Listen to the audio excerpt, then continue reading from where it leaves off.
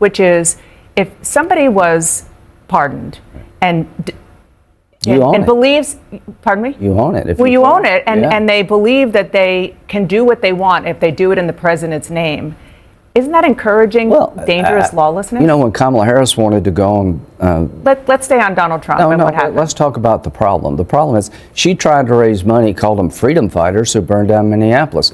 They tried to burn down the Portland courthouse. I'm asking you about this thing that you're... I know you just want to talk about Trump, but I see it as a bigger problem. I mean, yes, I've said clearly, I do not like it when President Trump pardoned people who beat up cops.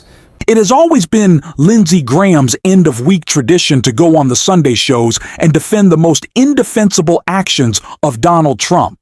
But today was a bit different because what Donald Trump has done in the first few days of his administration is so indefensible, bordering on and actually sometimes criminal, that not even Lindsey Graham could stand up for him. In fact, doing the opposite, throwing Donald Trump under the bus, stabbing him in the back, and a shocking admission about what happened in these first few days that I'm sure will have Donald Trump furious. And we are going to get into all of that. But before we do, if I could quickly ask you to leave a like on this video, and if you haven't already, and you enjoy our channel, to hit that subscribe button. It goes a long way, and it really means the world to me. Now let's get into Lindsey's interview with Dana Bash, in which he just stabbed Trump in the back. Senator Lindsey Graham, chairman of the Budget Committee, longtime member of the Judiciary Committee, and a key Trump ally. Nice to see you in person. Thank you for being here.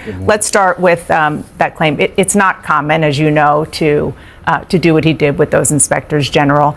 The law says that 30 days before a president fires an inspector general, which of course is an internal watchdog for government agencies, he must tell Congress, tell you why. That didn't happen. He broke the law. I think, he should have done that, but the question is it okay for him to put people in place that he thinks can carry out his agenda? He won the election. What do you expect him to do? Just leave everybody in place in Washington before he got elected? This makes perfect sense to me. Get new people. He feels like the government hasn't worked very well for the American people. These watchdog folks did a pretty lousy job. He wants some new eyes on Washington, and that makes sense to me. Even and especially it's one thing for a sort of run-of-the-mill political nominee. That happens, Democrat, Republican, that is the prerogative of the president.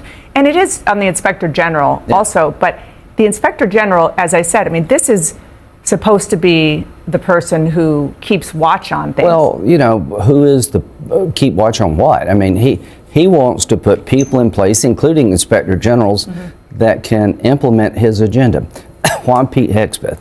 A lot of people believe on my side and the public in general, in the last 4 years, the military was too weak and too woke, and Pete's going to fix that. That's why he picked Pete. He thought the military was too weak, too woke, and Pete's going to fix it. That's why he chose Pete. So that's just the way it goes when you win an election. Okay, I want to move on to the pardons. President Trump pardoned or commuted hundreds of people convicted of assaulting police in the January 6th attack on the U.S. Capitol. Put a lot of lives in danger, including yours. I want you to just look at one example, because I think this is important. Michael Fanone. He was a D.C. police officer. He was off that day, but he came in because he knew the officers needed help to protect the U.S. Capitol, to protect you and your colleagues. He was tased. He was beaten to the point he had a heart attack. He was threatened with being shot with his own gun. He had to scream back at them, "I have kids." Now, the man who tased him, who was convicted of doing that, Daniel Rodriguez, he was sentenced in 2023 to 12 years in prison. On Monday, he was among those who got a full pardon. Are you okay with that? No, I've always said that I think when you pardon people who attack police officers, you're sending the wrong signal to the public at large, and it's not what you want to do to protect cops. But he has that power. Biden pardoned a guy that shot 2 FBI agents in South Dakota. The FBI was all upset about that. He pardoned half his family when he said he wouldn't. President Trump at least said, "I'm going to do this." I don't like this. I don't like it on either side, and I think the public doesn't like it either. So if this continues, if this is the norm, It may be an effort to rein in the pardon power of the president as an institution. Have you talked to the president about this? No, Did you tell him no, I mean, that you're opposed to what he did? We've had this debate. You know, I'm all in for him. I want him to win. I think pardoning people who beat up cops, pardoning people who killed 2 FBI agents like Biden did, trying to raise bail for rioters in Minneapolis like Kamala Harris did, all send the wrong signal. And so that's where I'm at. But he did it. Biden did it. And I think most Americans don't like it. Okay. I mean, I get what you're saying about the FBI agents, and he did that on his last day. But this is different. This is about the family of the FBI agents. This is just.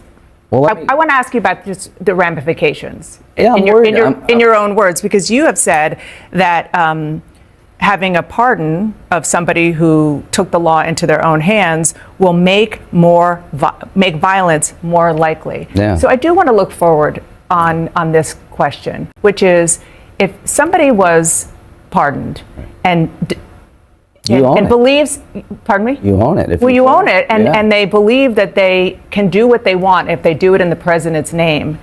Isn't that encouraging dangerous lawlessness? You know, when Kamala Harris wanted to go on... Let's stay on Donald Trump and what happened. Let's talk about the problem. The problem is she tried to raise money, called them freedom fighters who burned down Minneapolis. They tried to burn down the Portland courthouse. I'm asking you about this thing that you're... I know you just want to talk about Trump, but I see it as a bigger... I mean, yes, I've said clearly, I do not like it when President Trump pardoned people who beat up cops, but I didn't like it when Biden pardoned all of his family going out the door. I didn't like it when Kamala Harris tried to raise bail money for people who beat up cops and shot them in the head. I don't like any of this. Okay. What you said, he's going to own it. All of them are going to own it. Because there are people who testified, law enforcement who testified in these trials, prosecutors who are worried for their safety. Well, the public was told by Trump what he would do, and he did it. So you can't say he lied to anybody. Mm-hmm. Biden said he wasn't going to pardon his family, and he did. Whether you like Trump or not, he said this is what I'm going to do. He says he wants to invite some of these pardoned individuals to the White House. Do you think he should do that? I'll leave that up to him. But I've been as clear as I can about what I think about pardoning people. One last question on this. Stuart Rhodes of the Oath Keepers militia, he had an 18-year sentence on seditious conspiracy conviction. That was commuted. He was at President Trump's speech last night in Las Vegas. I don't think there's a restriction on him being there. I don't like this.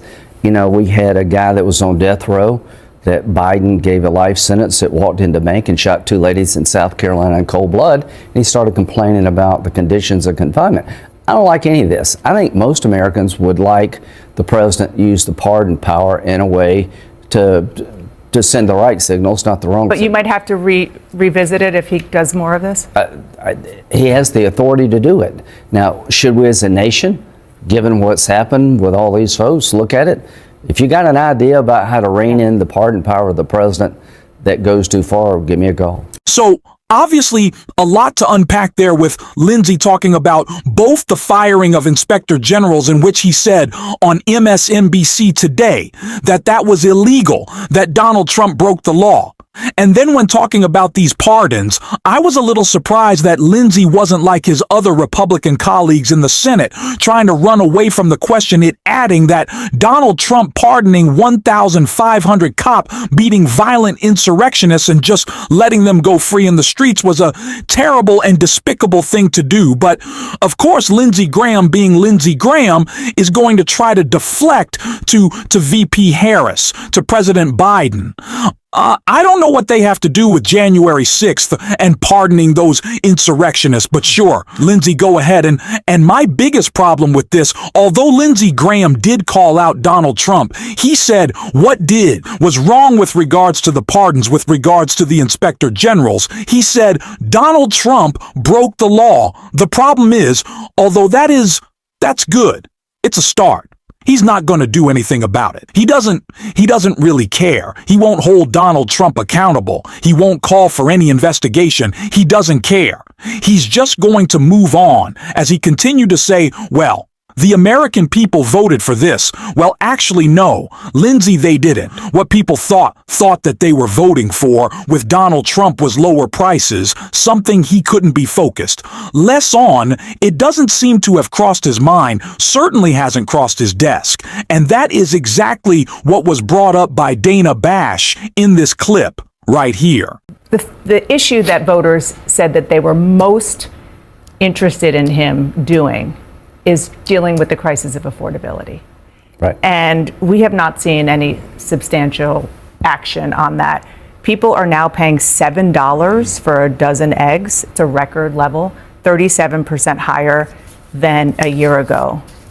Are his priorities in the right place now? I was pretty involved in the last campaign. For every time he talked about eggs, he talked about illegal immigration 1,000 times.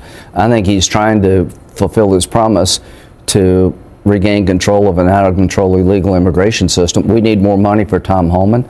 I'm for deporting illegal immigrants here who are criminals. Most people are. The public's with him.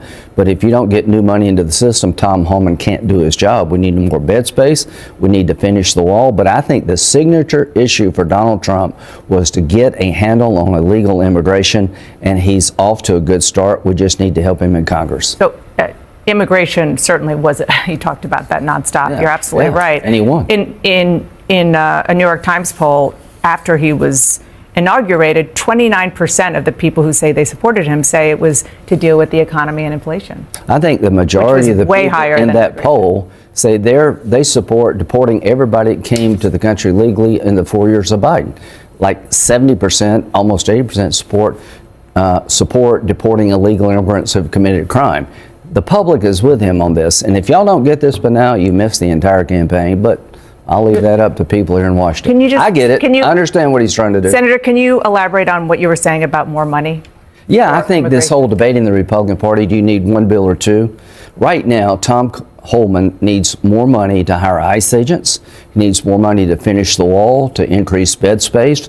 He doesn't have the tools necessary to carry out this plan that President Trump gave him until Congress appropriates more money. So to my Republican colleagues, we've hit a wall here. We're not building a wall, we've hit a wall. We need to appropriate money to Tom Homan so he can do what President Trump promised. And if we delay, the taxes expire in December. We got plenty of time to deal with that. I worry that we're going to own another attack on our country. I think the Republicans in Washington have really miscalculated why they were sent there. Donald Trump thinks he won some overwhelming mandate, even though it was the smallest popular vote victory since 2000. He thinks everyone wants him to do whatever he wants. Rename the Gulf of Mexico invade Panama. I don't know. Pardon. January 6th, insurrectionist. No. They want you to lower prices, and it hasn't crossed Donald Trump's mind. It hasn't crossed his desk. He doesn't seem to care. And it's really going to bite them in the butt pretty soon when people realize that prices aren't not just going down. They're not going down. They're also going up. The price of eggs is hitting an all-time high right now.